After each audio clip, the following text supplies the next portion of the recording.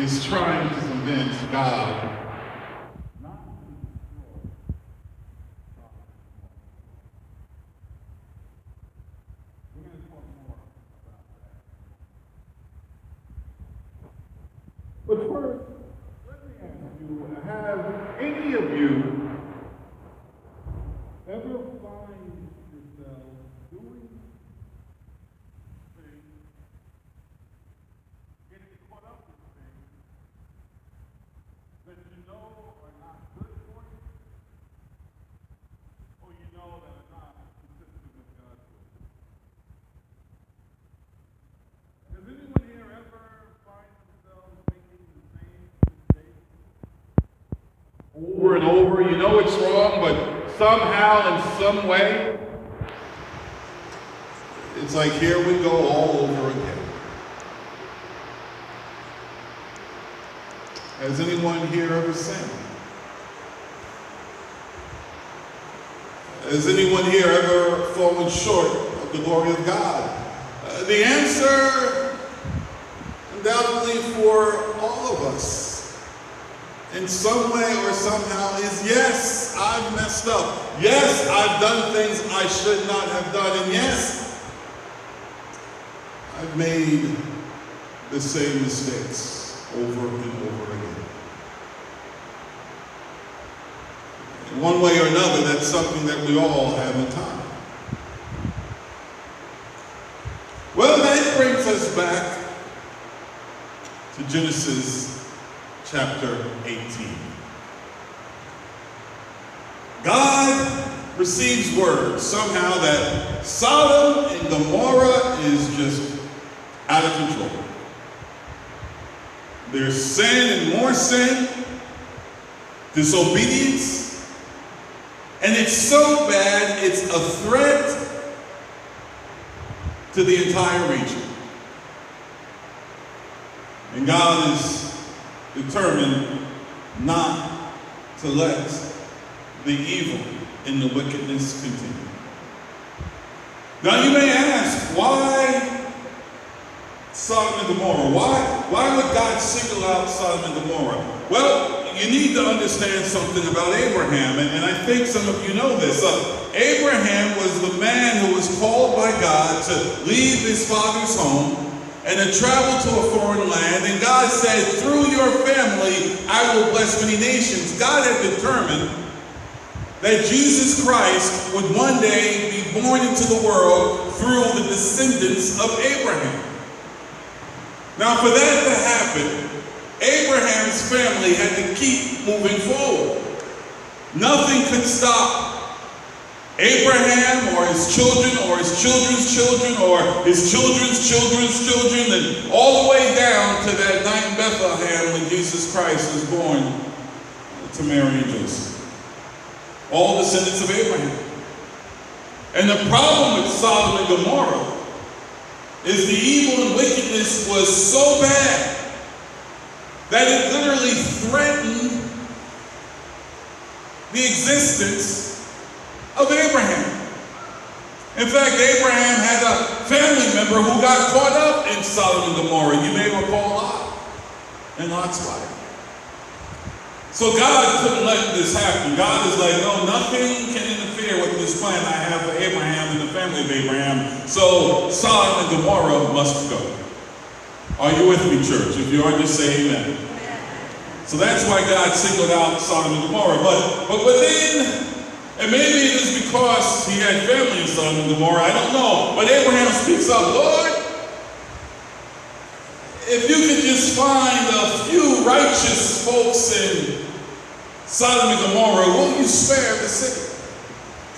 And you heard the text, and we started at 50, then we went to 45, then we went to 20, and you kind of see what Abraham was doing. He was just trying to say, Lord, if you could find anyone righteous in Sodom and Gomorrah, will you spare them? Will you not destroy the city? And interestingly, God said, if I can find just a few who are righteous, I will spare the city.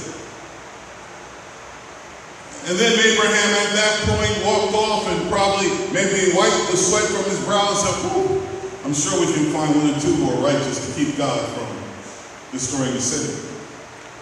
Well, that's Genesis chapter 18. Well, if you read Genesis chapter 19, you know what happens? God destroys Sodom and Gomorrah. And what that implies is God was unable to find anyone righteous in Sodom and Gomorrah.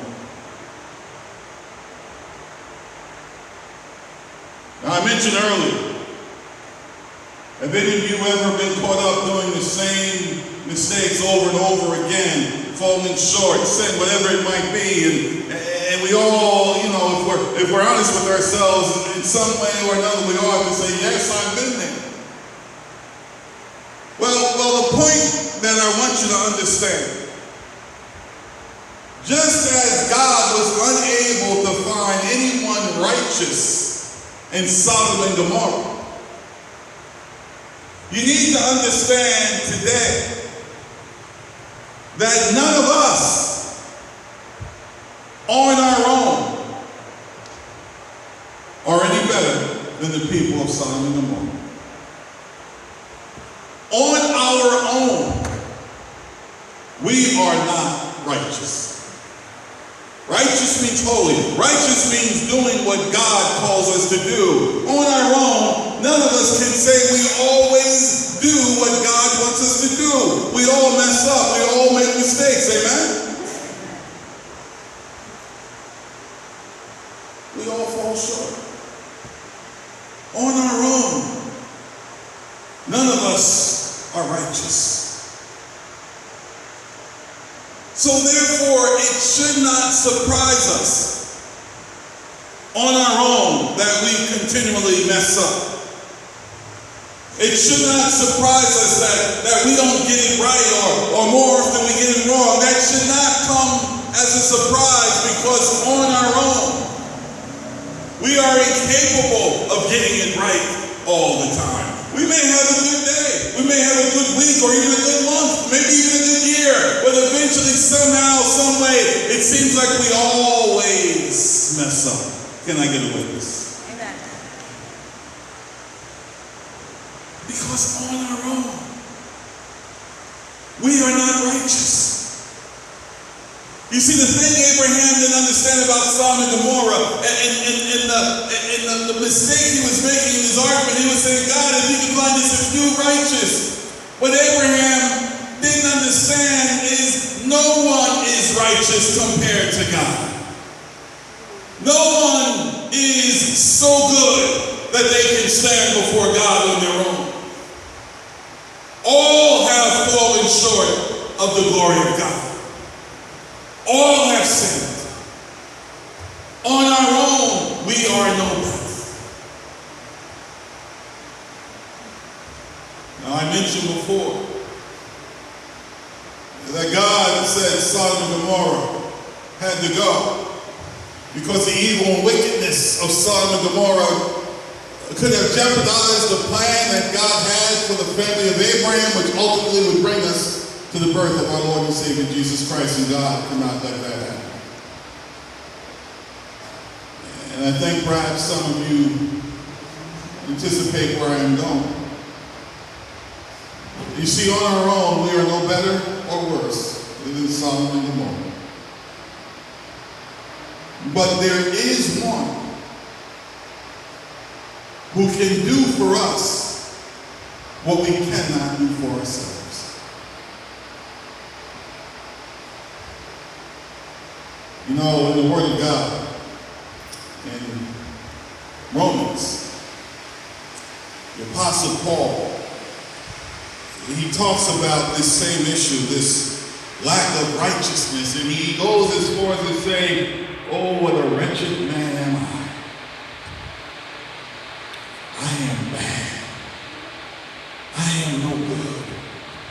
I keep messing up. Who will save me from this death of sin? And we know the answer is Jesus Christ, our Lord and Savior. Give God some praise.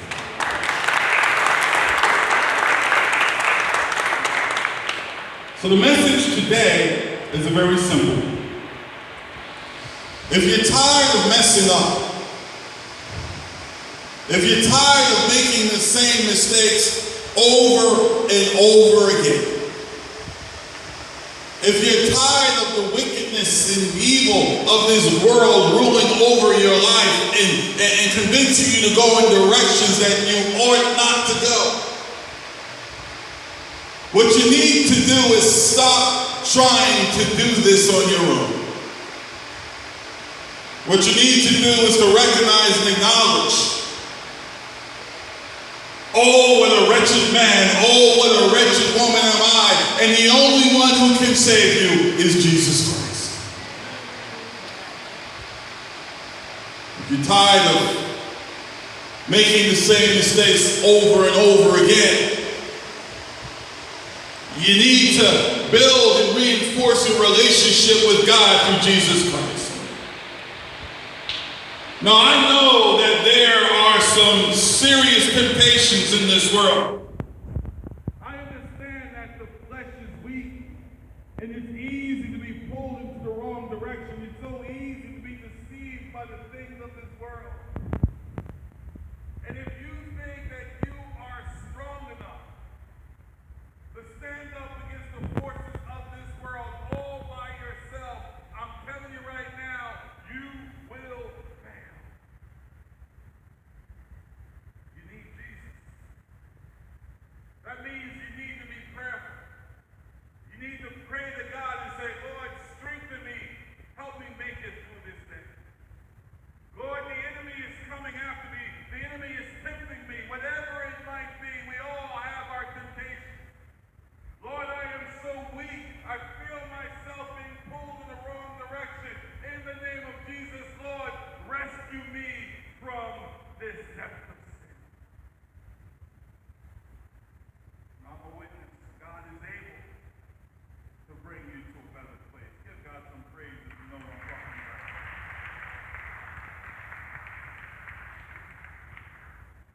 You need to be in the Word of God.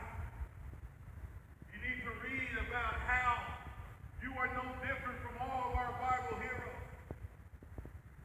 David suffered the same plight. When he tried to do things on his own, he failed. But when he called upon the power of the Almighty, that's when he was able to overcome. The same is true for so many. You can look at Samson's story. You can look at David's story. You can look at the story of the apostles. You can go through the Bible over and over again, and you will see that the source of our strength, the source of our power to overcome the things of this world is our relationship with God through Jesus Christ our Lord. Read all about it. It's in the Bible. And then lastly, you need Christian fellowship. Because sometimes this world is so deceptive. You need your brothers and sisters just to wake up and remind you, you are not of this world, you are a child of the living God. Sometimes someone needs to remind you that you can say no to temptation and sin.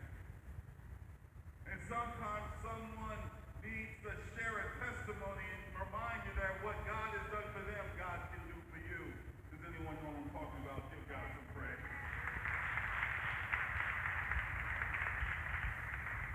I'm not going to keep you long. It's a simple message. Tired of traveling in the same old tired path, making the same mistakes over and over again. Well, today, in the name of Jesus, you have an opportunity to go in a different direction. You have an opportunity to be the righteous one. Not on your own, but through Jesus Christ, the Lord and Savior. Is anyone here today tired of failure? Tired of getting all caught up in the things of this world?